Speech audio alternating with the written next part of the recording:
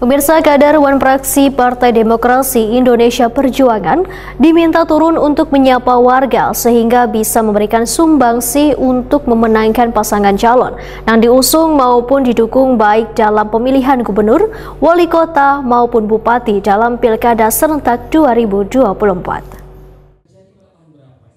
Kader Wan Praksi Partai Demokrasi Indonesia Perjuangan diminta turun untuk menyapa warga sehingga bisa memberikan sumbangsi untuk memenangkan pasangan calon yang diusung maupun didukung baik dalam pemilihan gubernur, wali kota maupun bupati dalam Pilkada serentak 2024.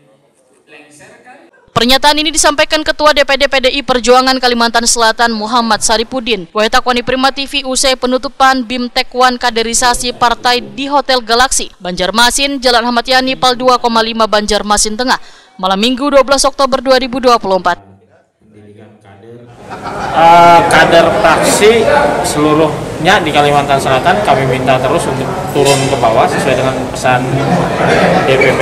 Khususnya Ibu Ketua Umum berpesan bahwa terus menyapa rakyat, terus bersama rakyat, dan terus mensosialisasikan pasangan calon kepala daerah yang diusung oleh PDI Perjuangan. Ada berapa Bang yang diusung? Yang diusung ini kan Gubernur Haji Loda dan Haji Rojani, Banjarmasin, Banjarbaru, Tanah Laut, Patola, itu yang kader PDI Perjuangan. Kota Baru juga kader PDI Perjuangan.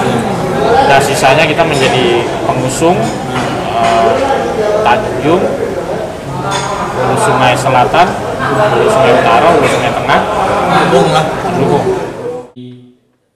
Muhammad Saripudin menyatakan DPD PDI Perjuangan Kalimantan Selatan nantinya akan turun ke lapangan untuk memberikan dukungan sekaligus kampanye ke kabupaten kota di Kalimantan Selatan.